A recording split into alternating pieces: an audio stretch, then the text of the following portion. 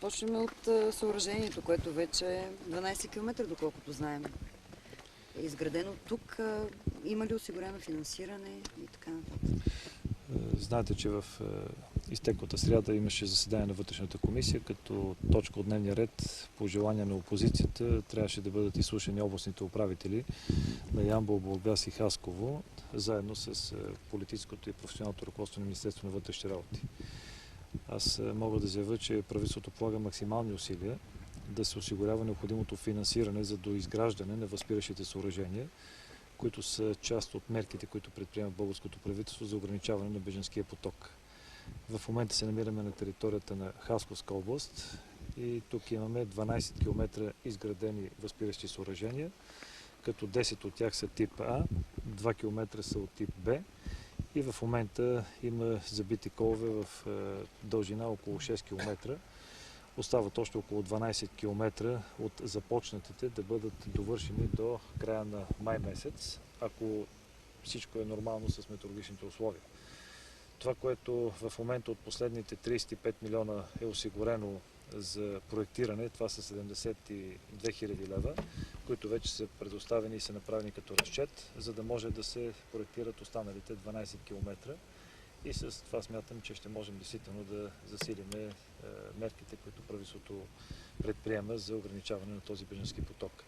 Знаете, че и от посещенията, които и премиера направи в Брюксел, и на съвета на министрите на вътрешните работи, и от вчерашната среща, която аз направих с министър Лайтнер в Виена и с представители от Европейския парламент, настояването е да се осигури и европейско финансиране и България да бъде част от всички тези финансови средства, които се осигуряват за подпомагане на държавите, които са външна граница на Европейския съюз от този бежански поток.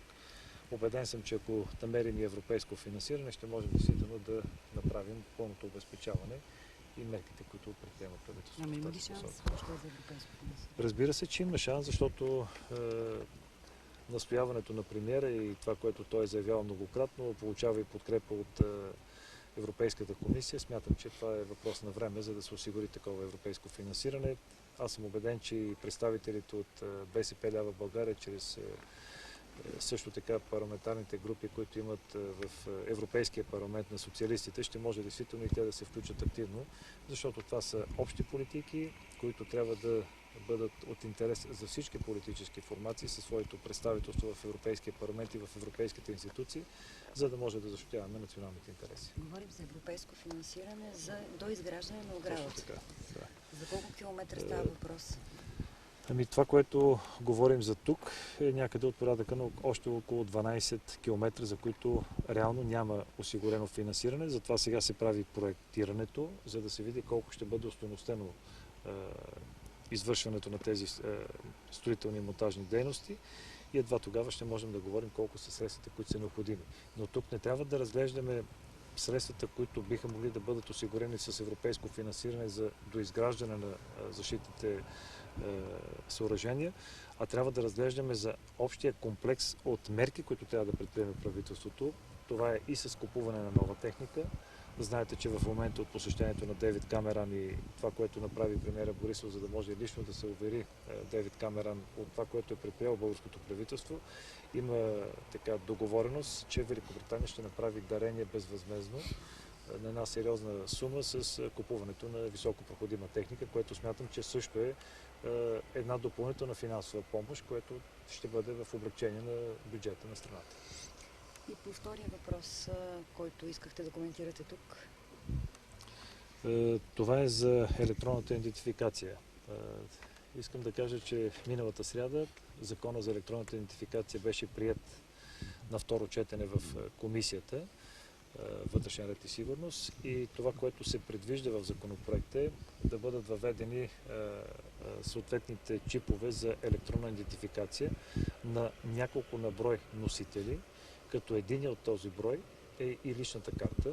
За личната карта ние сме заявили принципната си позиция и в обсъжданията, които бяха направени в сряда, е, че ако бъдат внесени мотиви с предложение за закона за български документи за самоличност, разбира се, че вътрешната комисия ще даде приоритет на този законопроект и той ще бъде прият максимално бързо и по този начин ще може да се изпълни цялостната концепция, която е заложена сега в момента от правителството и в никакъв случай не трябва да се възприема, че това е някакво саботиране или спиране на електронното правителство и на електронното управление. Защото нека да припомня, че в текстовете, които отпаднаха от параграф 6 и 7, те влизат в сила, ако бяха останали, от април месец 2017 година. Кажете ми с какво можем да спрем електронното управление, при положение, че имаме възможност на кредитни карти, на други магнитни носители да бъдат слагани подобни електронни чипове и по този начин може действително да се създаде възможност да се осигури тази услуга, която може да бъде предоставена на българските граждани и това е част от развитието и съвременните технологии, които вървят постоянно. Обвиниха ви едва ли не, че обявявате нещо като вътрешна война на госпожа Бъчварова? Има една практика в преходни и заключителни разпоредби да се променят текстове в специалните закони. Аз пак искам да напомня. Закона за електронната идентификация е прият на второ четене в комисията, което означава, че предстои да влезе доклада за гледане в пленарна зала.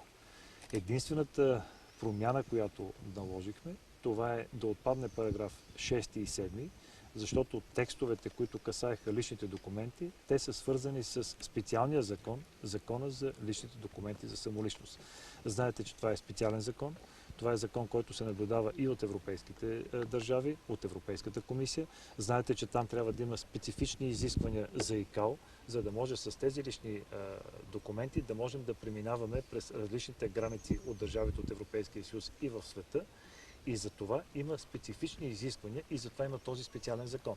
Защото в момента знаете, че биометричните данни има само на задграничните паспорти, биометрични данни има само на личните документи за чужденците, но биометрични данни към настоящия момент няма в личните документи, в личните карти. И точно за това смятам, че с една промяна ще можем действително да позволим в новите документи, които ще бъде обявена процедурата, да можем да дадем възможност и за тази нова технология, както за биометрични данни, така също и за електронна идентификация, ако се прецени, че това е необходимо.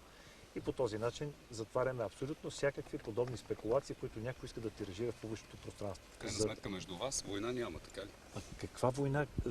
Каква война да вода с кого и защо? Нали разбирате, че ние имаме правителство, което получава пълната подкрепа от цялата парламентарна група на ГЕРБ. Ние подкрепяме всяка една секторна политика, въпреки че има ситуация, в която Конституционният съд се произнася с противозаконни текстове, но ние отново продължаваме да стоиме зад политиката на всеки един министър, който реализира. Повярвайте, че диалога, който има между изпълнителна и законодателна власт, трябва да го разбираме като част от успеха и когато има някой път различни мнения, не трябва да го възприемем, че това е война, а това е част от нормалната работа и функциониране на българските институции. Знаете, че и в момента подготвяме обществено обсъждане на законодателните промени, които са свързани с закона за МВР, защото приемането на законодателството в българския парламент не става еднопартийно.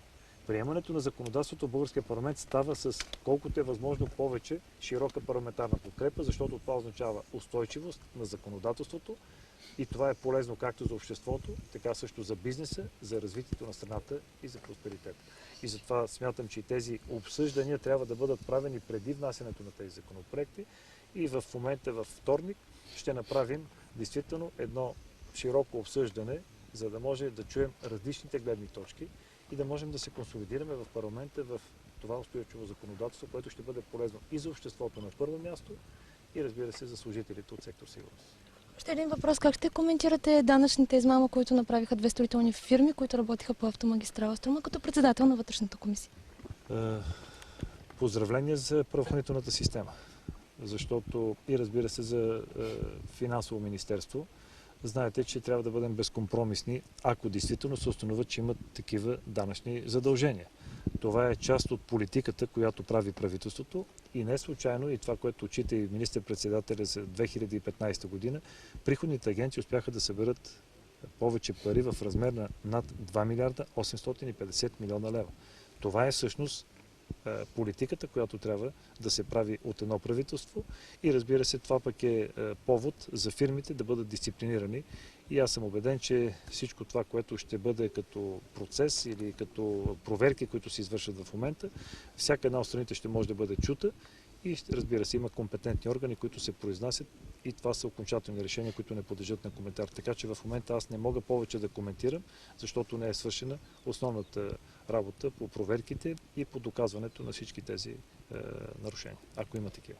Да кажем две думи за полицейските протести. Знам, че сте коментирал сутринта, но повечето колеги ни нямаше там. Вашето отношение към тях и ще им се види ли края в един момент? Много уважавам и се отнасям с огромен респект към служителите от правоохранителната система на държавата. Защото когато има празници, когато има почивни дни, те винаги са на своето работно място и изпълняват професионалните си задължения. Тук искам да отворим една скоба. Има обаче служители, като във всяка една сфера, които уронват престижа на професията. И ние трябва да се отнасяме с уважение и респект към тези, които изпълняват служебните си задължения и бдят за сигурността на страната. Разбира се, че всяка една промяна, която се прави в една консервативна система, каквато е Министерство на вътрешните работи, трябва да бъде широко обсъждана и трябва да минимизираме напрежението, което би могло да се създаде. Защото днес повече от всякога ние се нуждаем от стабилна система за сигурност. Защото и тези възпиращи съоръжения могат да бъдат ефективни, ако от другата страна има достатъчно добре подготвена гранична полиция, има достатъчно добри подготвени полицейски патрули и разбира се, знаете, че и законодателните промени, които направихме, дадохме възможност и Министерство на отбраната, Българската армия да бъде също част от общите планирани мероприятия, които се правят в тази посока. За мен диалога е водещ при решаването на всички тези проблеми. Превръщането на пожарната в агенция ще подобри ли нейната работа според вас, като бивш вътрешен министър?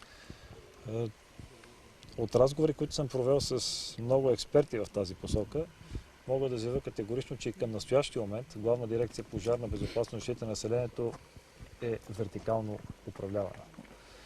Тоест това няма да промени по никакъв начин Главен комисар Николов и към настоящия момент управлява всички структури в цялата страна и те не са на пряко подчинение на областните директори по места.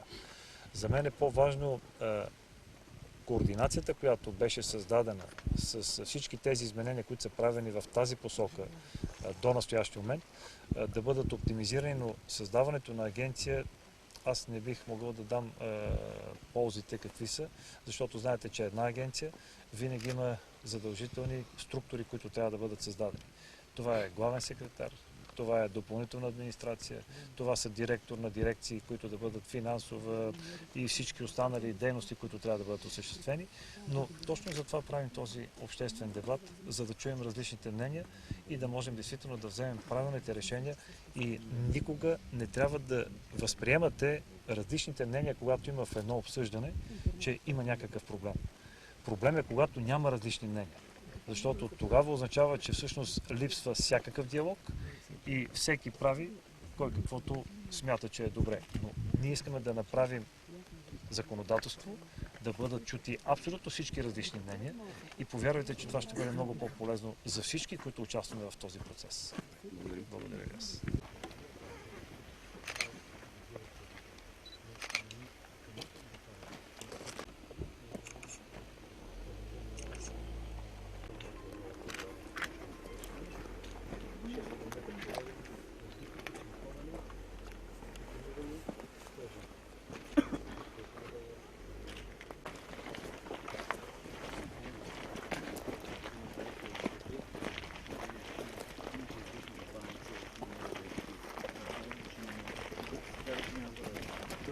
Чакаме само парите да работим.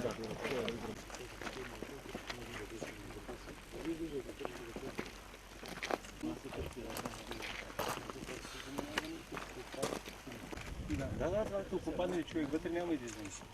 Невъзможно.